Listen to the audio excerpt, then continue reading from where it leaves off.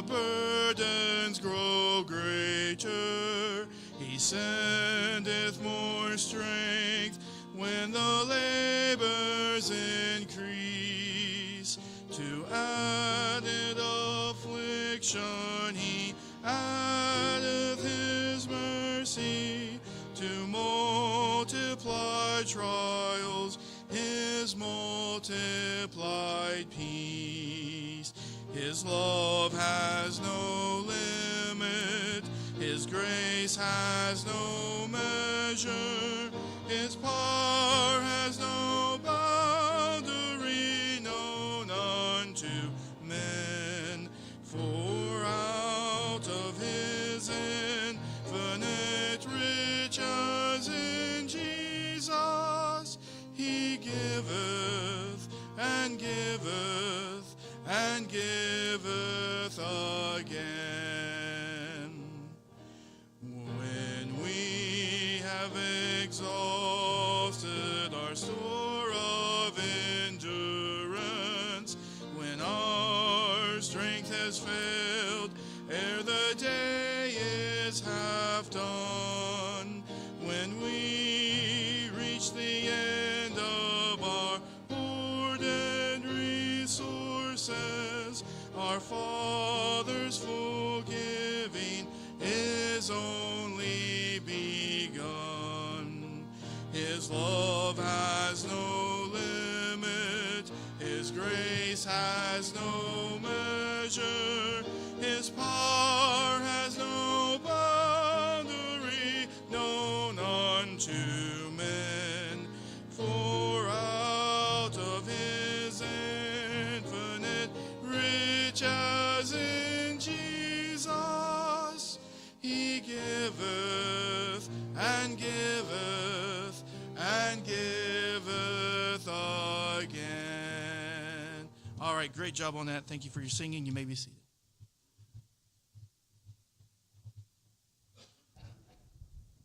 Hey, Hunter, could you hang out there for a few minutes?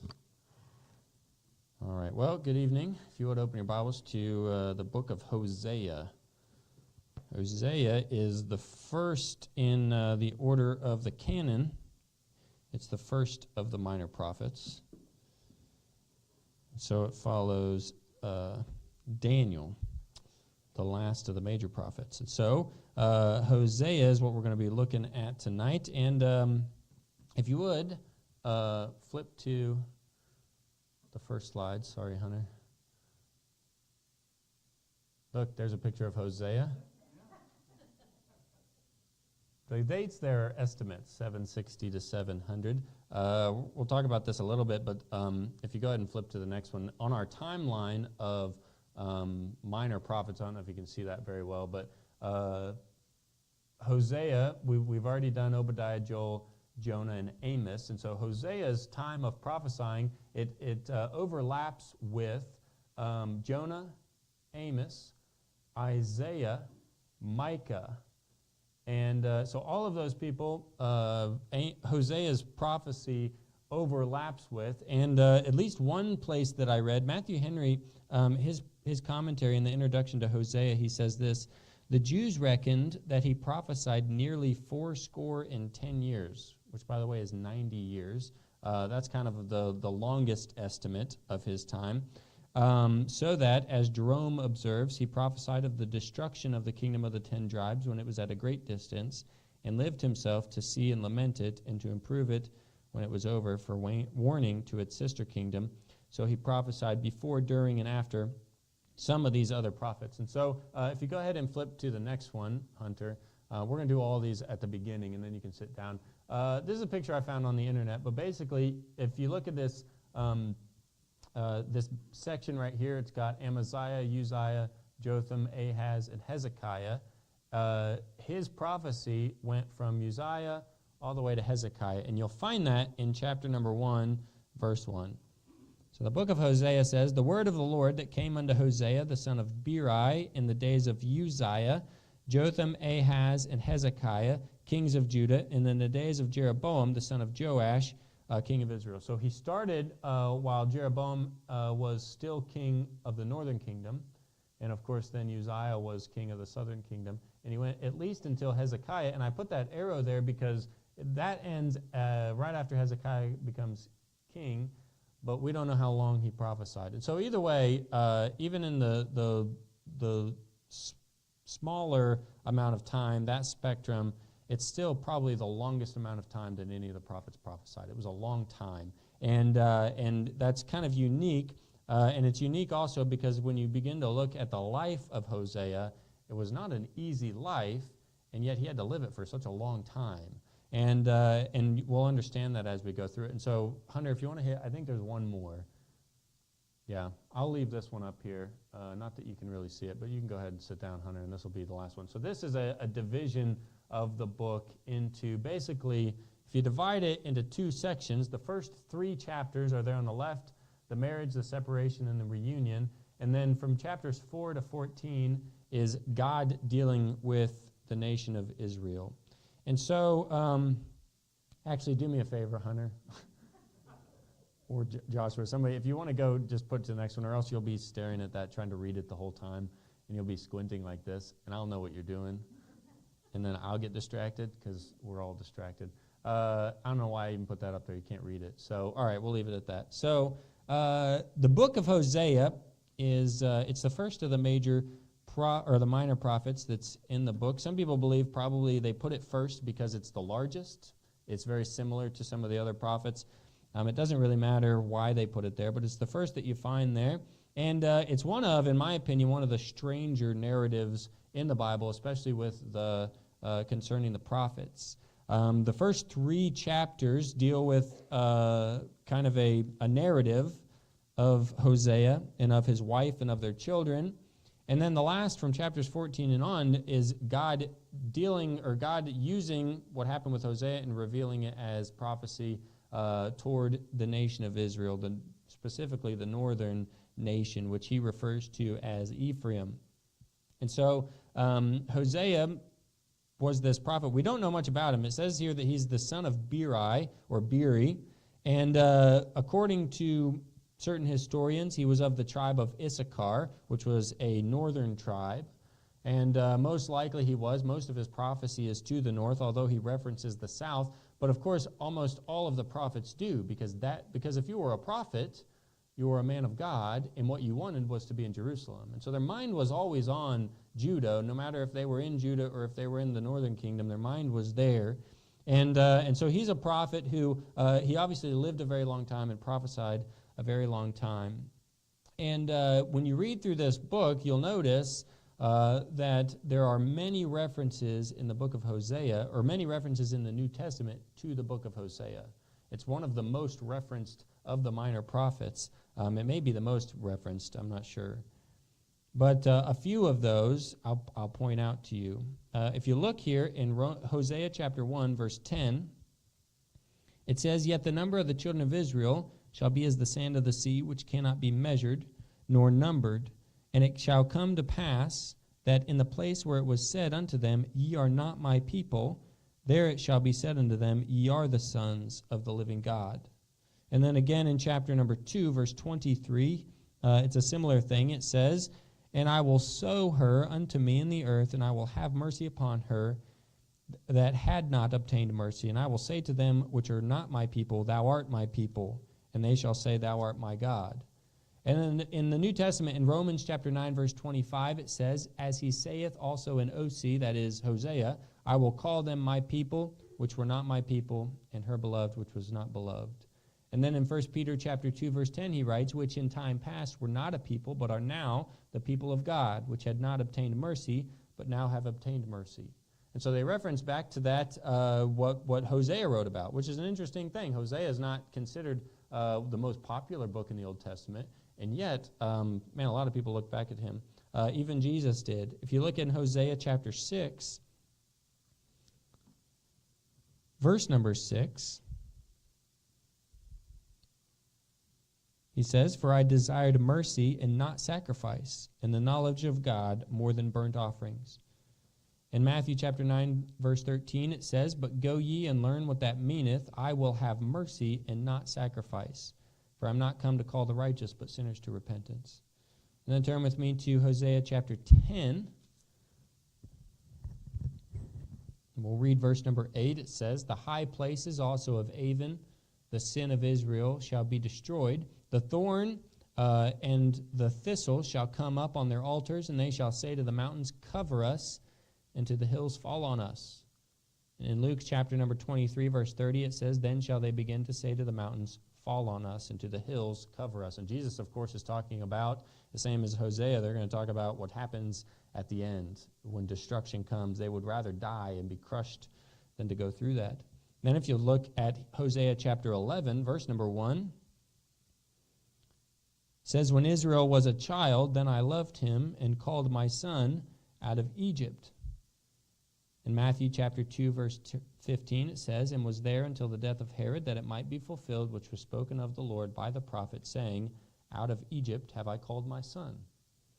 And then we'll look at one more. If you flip over to chapter 13, Hosea 13, verse number 14. It says, "I will ransom them from the power of the grave. I will redeem them from death. O death, I will be thy plagues. O grave, I will be thy destruction. Repentance shall be hid from mine eyes." And of course, in 1 Corinthians 15:55, he writes, "O death, where is thy sting? O grave, where is thy victory?" And we know this, God swallowed up death and victory. And so it's a book that is very heavily referenced in the New Testament. Therefore, I think it's a book that we ought to be familiar with from the Old Testament. And it's one that I personally was not very familiar with until I began to read it and study it. And I found that the first 3 chapters are very easy to read. It's very easy to follow along because it's a story, it's a narrative. But once you get to chapter 4 and down, it doesn't read in a linear way where it's a story. It's very much like the Proverbs where you have thoughts broken up and shared. And so you have to read it, and you have to read it like you're studying it. It's not easy to just sit and just read it casually. And so, but when you do, and you begin to pull things out, you'll find that there's a lot of things that are connected and that make a lot of sense. But we'll start in verse number 1, or in chapter number 1. We already read verse 1. Let's look at verse number 2. We find this, "The beginning of the word of the Lord by Hosea.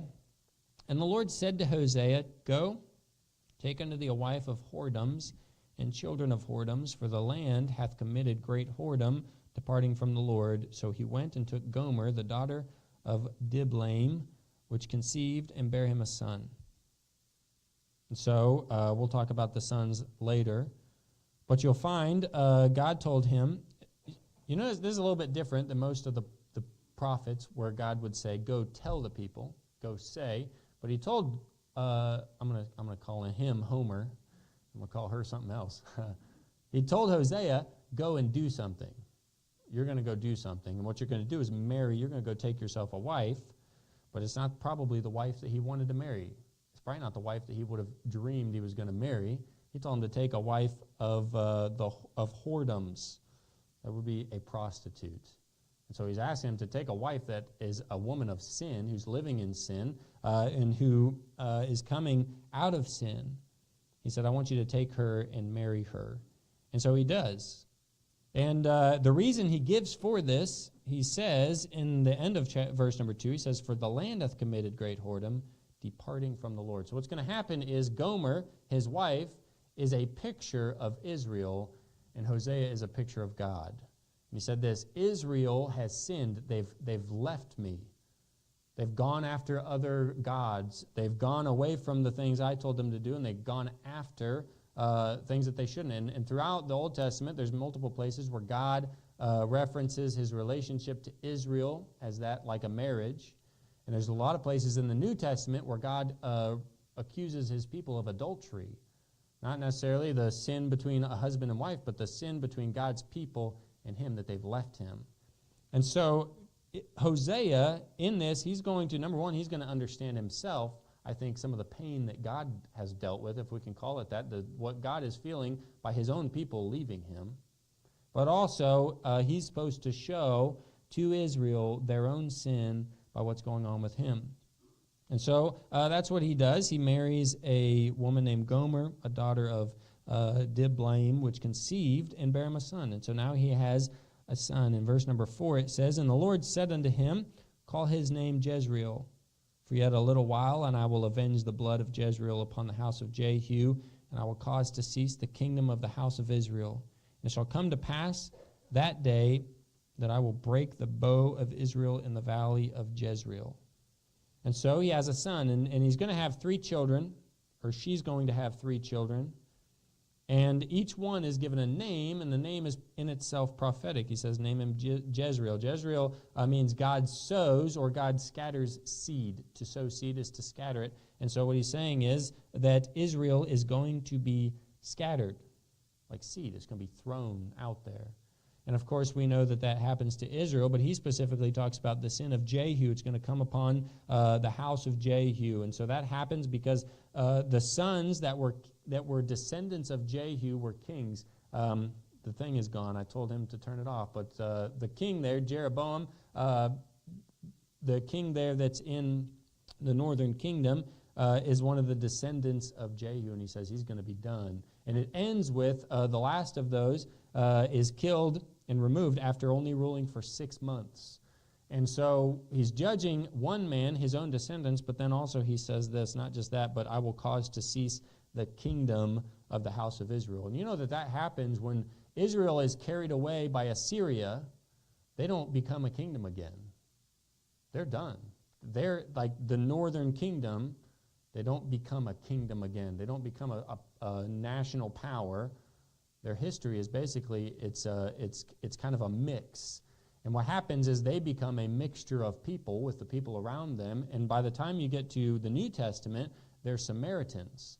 They're not even considered Israelites anymore. They're Samaritans. And they're kind of this mixture of not just Jewish or Israelite people with the people around, the people around them, but also the Jewish or the Israelite faith with the faiths of all the people around them.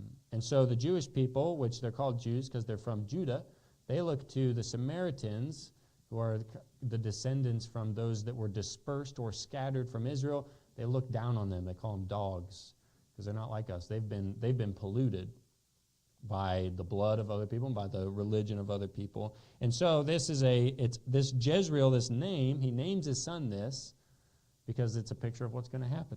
And then, of course, he has a second. She conceived again in verse 6 and bare a daughter. And God said unto him, call her name Lo-Ruhamah, for I will no more have mercy upon the house of Israel, but I will utterly take them away. But I will have mercy upon the house of Judah, and will save them by the Lord their God, and will not save them by bow, nor by sword, nor by battle, by horses, nor by horsemen. Now when she had weaned Ruhamah, she conceived and bare a son. And so they have a daughter. Her name is, it means no mercy, or it could mean no pity. In other words, God, his mercy is running thin. He has had mercy for a long time. I think we talked about this when Jeroboam became king.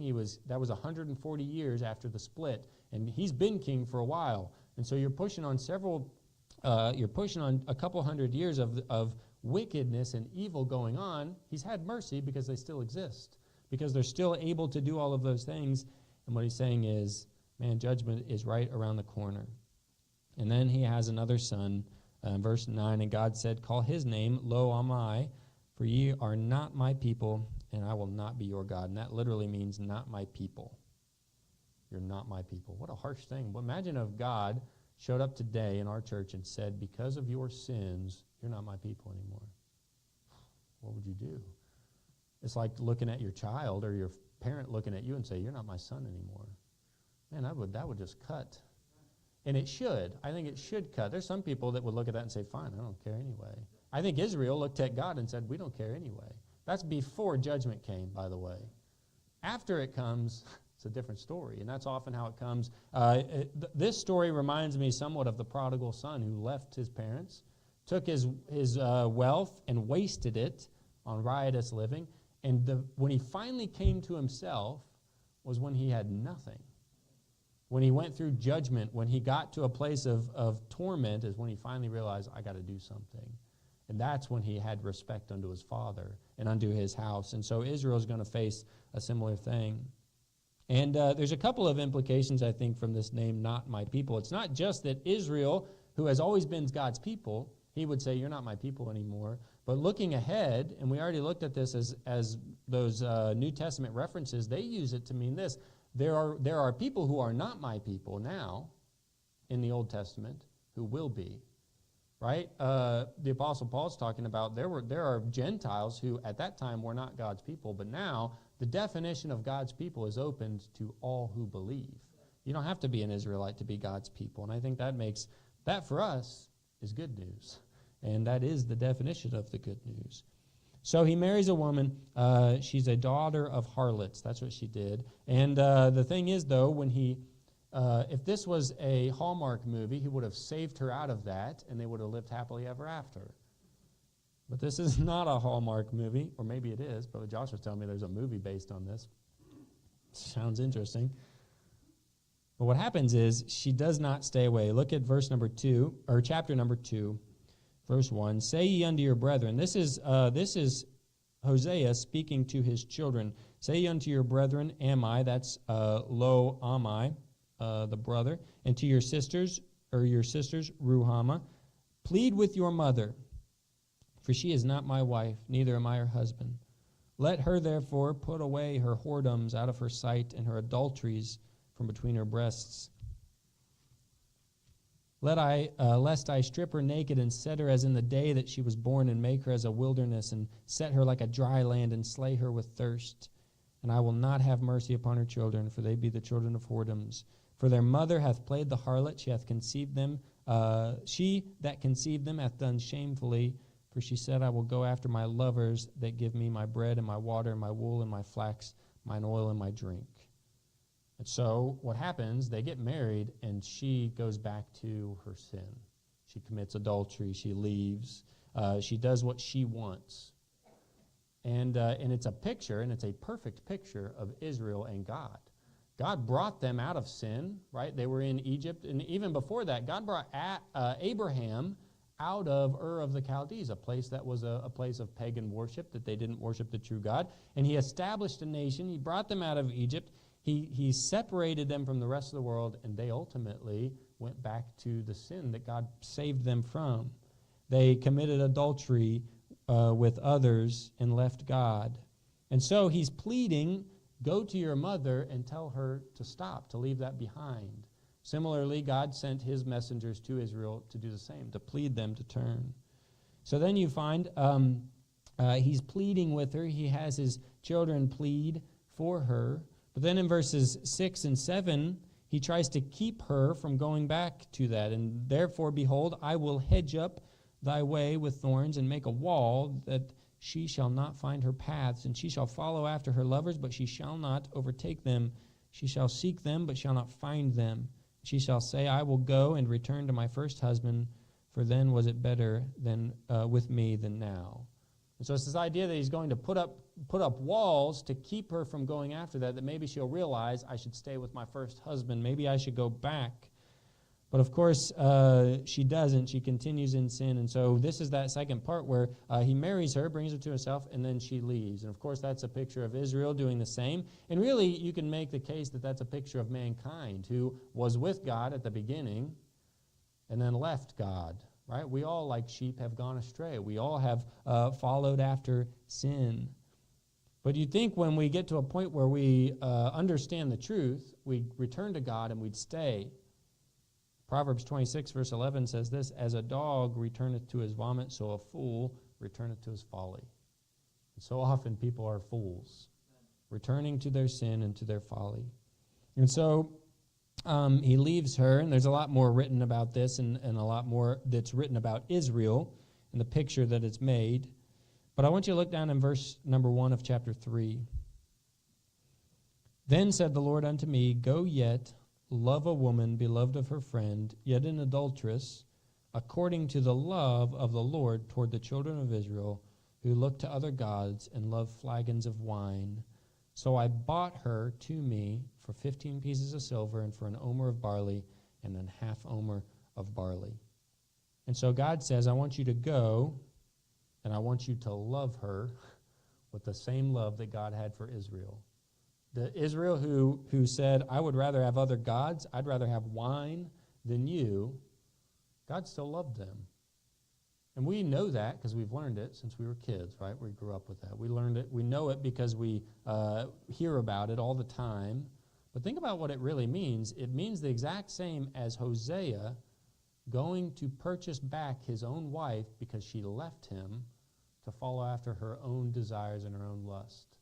And got herself in a place, I think, that was probably very much like the prodigal son, where she was at the worst of the worst, and he had every right to say, no. She's made her bed and she can sleep in it, right? She's literally almost. But she's got herself there. I think none of us would give Hosea a hard time if he left her for that. Because it happens in our day all the time, right? I think this, when I got married, I made a vow till death do us part. And I think, I hope that I would be like Hosea, even if, which my wife would never do that. But even if something crazy happened, I made a vow. What can I do? And yet today, we live in a day where people will so easily they'll use easy excuses to leave. But Hosea was to say this: I'm going to go and I'm going to love her the way the Lord loves. And I think this, if you can't love your spouse the way that God loves people, how can we love anybody else? If you can't even love your children, some people, when their children leave them, they just abandon their children. They turn their backs on them because their children. If my children turn their backs on me, I have a responsibility to not turn my back on my children. Now I can say, you're an adult and you've got to make, you got to make your own choices. But at the end of the day, I will do anything for them.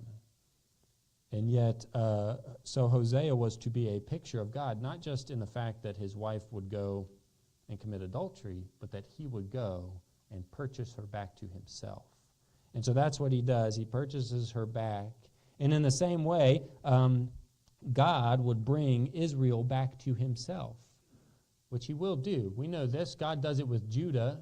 He lets them go into captivity, and then he lets them return. And we talked about Sunday night about Nehemiah and those that returned that came back to God. But we know this also. Jesus came back, and he came back to come after us. We, like the sheep, had gone astray, and he came to purchase us back to himself. Jesus came to seek and to save that which was lost. And Hosea is a picture of that by going after Gomer, who was his wife. And then you read here, verse number 3, so he purchased her, he bought her. In verse 3 it says, and I said unto her, thou shalt abide for me many days, thou shalt not play the harlot, for thou shalt not be for another man, so will I also be for thee. For the children of Israel, so this is the application, the children of Israel shall abide many days without a king, without a prince, without a sacrifice, without an image, without an ephod, and without teraphim. Afterward shall the children of Israel return and seek the Lord their God and David their king, and shall fear the Lord with his goodness in the latter days. For judgment, Israel is going to go through some things. He says they're going to do without some things. But in verse 5, afterward, they will return.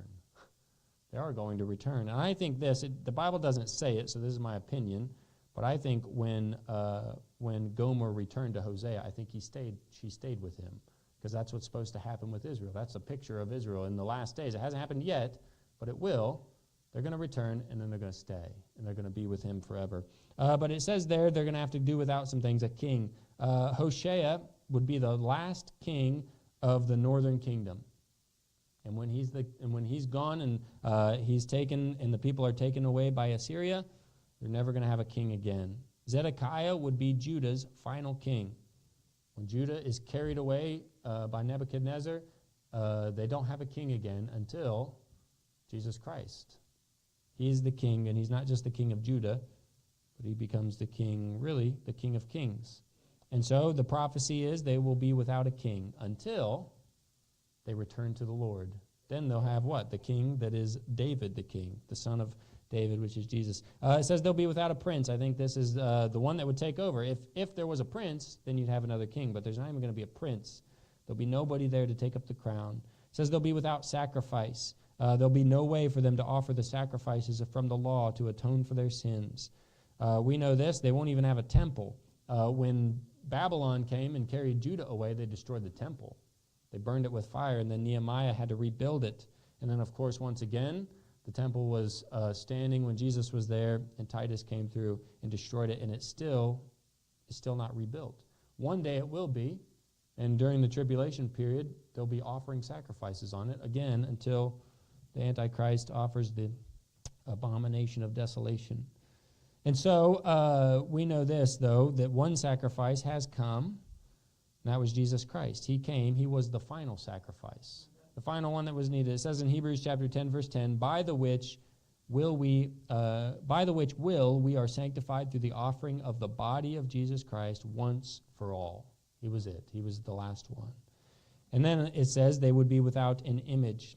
And one thing I read said that the word for image there means pillars, which could refer to the temple. I think if not, it just refers to this place of worship. They wouldn't even have a place to worship. Whether it's God or false gods, they wouldn't have either.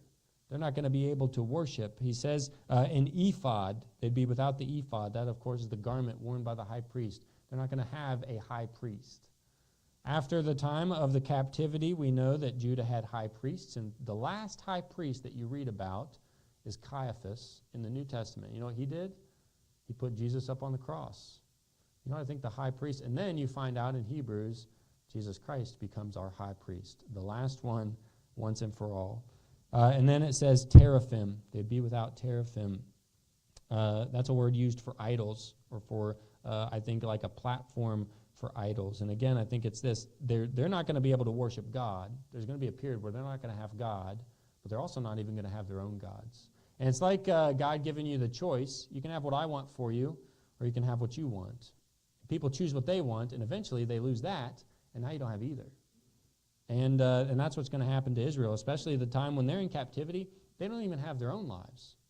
They're slaves to somebody else. And they chose that, which is a crazy thing. And so there's going to be judgment, but it is followed by a return.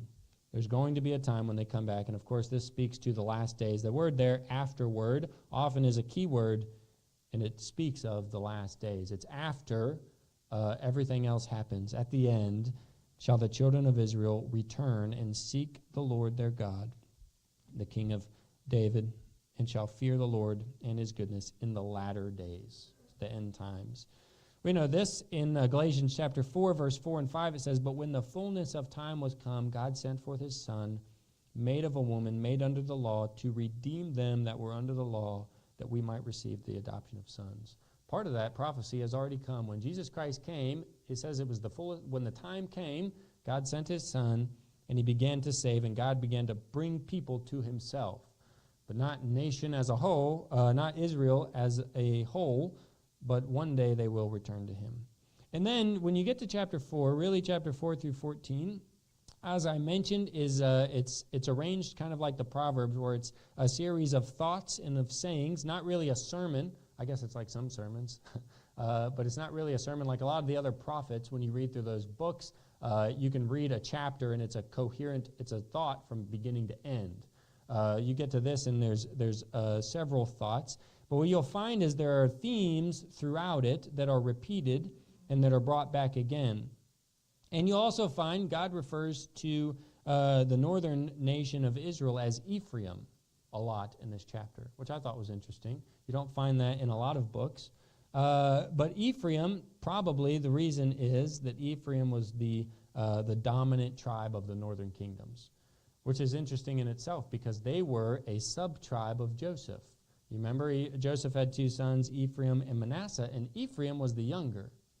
And in Genesis 48, Jacob blesses the sons of Joseph, and he puts his right hand on Ephraim, and Joseph says, no, he's the younger. You're supposed to put it on the older, which is Manasseh. And Jacob said, no, I know who he is. I'm going to bless both of them. But here's what he says. He goes, and he, talking about Manasseh, also shall be great, but truly his younger brother shall be greater than he, and his seed shall become a multitude of nations. And I think, obviously, it's fitting that Jacob should do that, being the younger brother who also received the blessing of the older. But I think what happened is it played out, and Ephraim became the dominant tribe of that whole northern kingdom. And I think probably it's used to differentiate Israel as a whole, northern and southern, from just Israel, the northern tribes. And so it's Ephraim. So as we read through this and you see that word Ephraim, it's speaking about the whole northern tribe.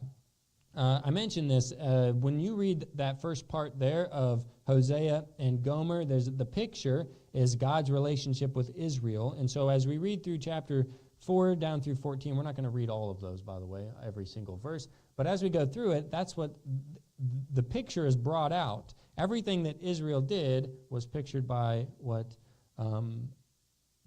Gomer did, but also everything God is going to do for Israel is also pictured by what Hosea did for Gomer. And so a few things, here's a few ideas or a few things that are repeated. First is that Israel was denounced, or Israel was given some negative feedback for a few different reasons. One was ignorance. Look in chapter 4, verse number 6.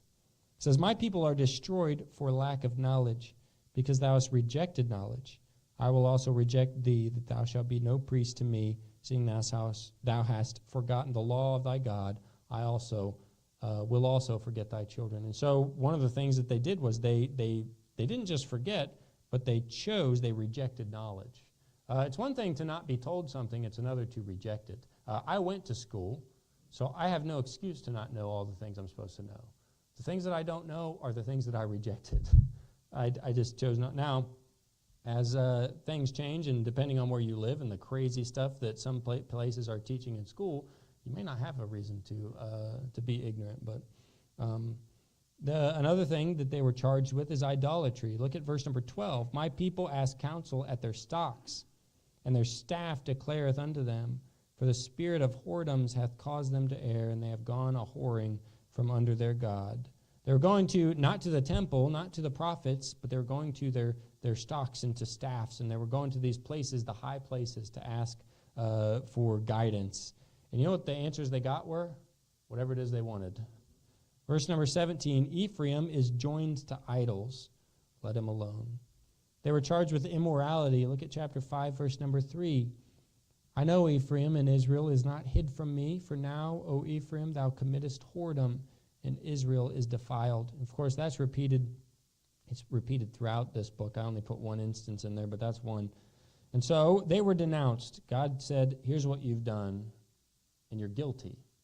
And so you'd think God would say, I have every reason to forget about you and pick somebody else. But you'll find, not only were they denounced, they were also, God still desired them.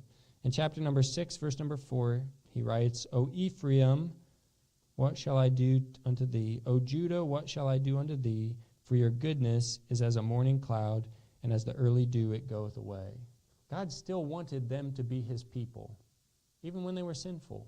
And then when you read about Hosea going after his wife, even though she'd sinned against him, there was a love there that's it's inexplicable. You can't explain it.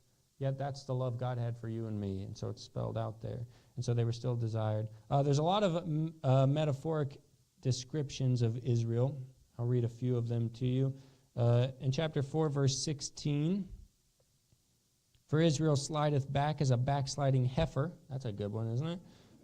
"Now the Lord will feed them as a lamb in a large place." A backsliding heifer. Chapter 7, if you jump forward, verse 4, "They are all adulterers, as an oven heated by the baker, who ceaseth from raising after he hath kneaded the dough until it be leavened." He describes them as a baker's oven. Chapter 7, verse 8, he says this, "Ephraim, he hath mixed himself among the people. Ephraim is a cake not turned." In other words, it's only been halfway baked. It's not finished, incomplete. Verse number 11, it says, "Ephraim also is like a silly dove without heart. They call to Egypt, they go to Assyria." Just floating around with no purpose. You know, there's a lot of people today, I think the reason that we have so much, depression today, is that people have no purpose.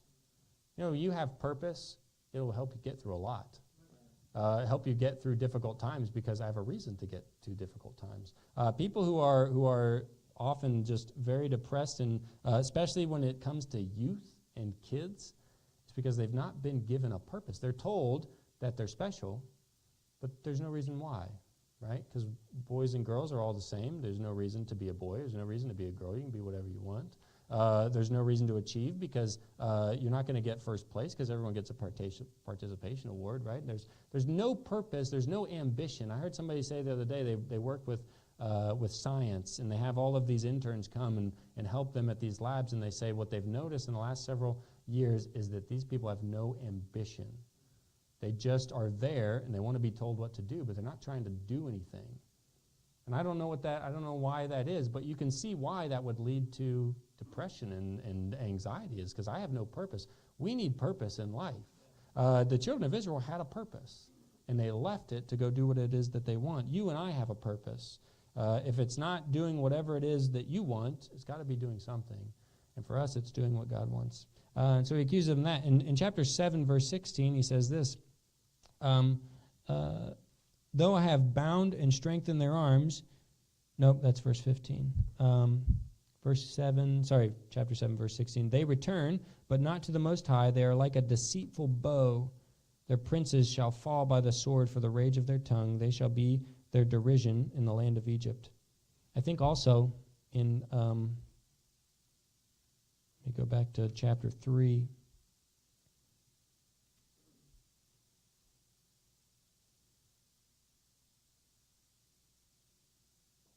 Maybe it's somewhere. I didn't write it down, but I remember there's another place where he calls them a bow, but basically he's calling them a crooked bow. You know, a crooked bow you try to shoot an arrow with, and it doesn't go where you want. He says that's what they are. They're aiming for something that they can never hit. In chapter 8, verse 9, he says this, Israel is swallowed up. Now they shall be among the Gentiles as a vessel wherein is no pleasure. That's the wrong one. That's like a broken pot. There's another place where he calls them, I wrote the wrong thing, but he calls them a lonely donkey that's just wandering with no path to go on. Chapter 9, verse 16, he says this, Ephraim is smitten, their root is dried up, they shall bear no fruit, yea, they shall bring forth, yet will I even slay the beloved fruit of their womb. And then chapter 10, verse 1, it says, Israel is an empty vine, he bringeth forth fruit unto himself, according to the multitude of his fruit, he hath increased the altars, according to the goodness of his land, they have made good the images. In other words, they're producing fruit, but it's empty. It's according to however good their land is, that's how good the fruit is. Their land is worthless, so the fruit is worthless. And so all of those things, God, throughout this book, he uses those kind of phrases. Hosea is giving this picture to them, and they can't see it, and they don't understand it. And it's very much something you see today if you try to preach the gospel or the truth to the world and point out what is obviously true, and yet people just are blind to it, or they reject it. They reject knowledge. And so as we've read, we'll read one passage of this, but they were also disciplined. There's several places, but if you look in chapter number 10, verse 6, specifically it says this, this is talking about the inhabitants of Syria, of Ephraim. It shall be also carried into Assyria for a present to King Jareb. Ephraim shall receive shame, and Israel shall be ashamed of his own counsel. And so he specifically says this, you're going to be carried away and taken captive. And of course that happens. But it does not end there. There's also several references throughout this book to them also being delivered. We already read in chapter 3, verse 5, in the last days they're going to return to their Lord. For the sake of time, I won't read you all of these, but I want you to look at chapter 13, since we're near the end. Chapter 13, verse number 10, he says this, I will be thy king. Where is any other that may save thee in all thy cities and thy hedges, of whom thou saidst, give me a king and princes? Then look down at verse 14. He says, I will ransom them from the power of the grave. I will redeem them from death. O death, I will be their plague, or I will be thy plague. O grave, I will be thy destruction. Repentance shall be hid from mine eyes. God's saying this, I'm going to redeem them. And then in chapter 14, this is looking ahead to the end times with Israel specifically. He says, I will heal their backsliding. In verse 4, I will love them freely, for mine anger is turned away from him. I will be as the dew unto Israel. He shall grow as the lily and cast forth his roots as Lebanon. His branches shall spread, and his beauty shall be as the olive tree, and his smell as Lebanon. They that dwell under his shadow shall return. They shall revive as the corn and grow as the vine. The scent thereof shall be as the wine of Lebanon. So he's saying this, even though all the things we read, all of those metaphors, a backsliding heifer, a half-baked cake, a silly dove, a crooked, all of those things, they were wicked and sinful adulterers, and yet God says this, I'm going to love them freely. I mean, that's Jesus Christ for us, that he would love us freely. Think about this as I close. Imagine living the life of Hosea, right? Being told you had to marry somebody that you knew was a sinful, wicked person. Of course, we all did that, right? But it's a different kind of sinful, wicked person. But that person, he knew that she was going to leave, that she was going to go commit adultery against him and sin against him. And yet he did it anyway. And he continued, and he suffered for I don't know how many years being married to her and being in that relationship. But he did it because, one, he was obedient to God. And then through his obedience, he had a message for Israel and for the world around him. And I wonder how many of us would be willing, if we were in his shoes, to do the same thing. I think I would be like Jonah if I was in Hosea's shoes. I'd be like, all right, God, and then go the opposite way. Right? I would not. I don't know that I could do it. I mean, standing here as your preacher, I would say, yes, of course I would. But you get put in a situation like that, I don't know that I could. And you think, how blessed are we today as a man of God? I don't have to think, what if I was like that? You read through the book of Ezekiel, you'll find he had to do a lot of stuff. Like, he had to shave his head bald. He had to build a fire on dung and cook his food on it. He had to lay on one side for a long period of time and then lay on the, like, God made them do these things. And I think, well, I'm glad I'm not an Old Testament prophet, but then you read about the New Testament preachers, and what did they go through? Every single one of the apostles, except for John, was martyred. According to tradition, they were martyred in just horrific ways. People throughout history, you know, William Tyndale was martyred because he translated the Bible. Just serving God. And we are so blessed today that we probably will never face something like that. It is a blessing, but I think at the same time, it puts us in a place where we're soft. And if I had to be like Hosea, I don't know that I would. But Hosea lived in a time where he had no choice. If you love God, you're going to do what you got to do. And I think if we were in that place, we'd probably be more like those believers in China who are faithful. They have absolute faith in God because they have to. You have to. We live in a day where people don't come to God because I don't have to go to God. I got my car or my whatever. I don't need him. But we have a message to share, and I think we ought to take the time to share. If you would stand with me, we will have a short time of invitation. Father, I thank you for this evening. Thank you for the opportunity to come back to your house and to worship you, and I thank you for your word. I ask that you just help us.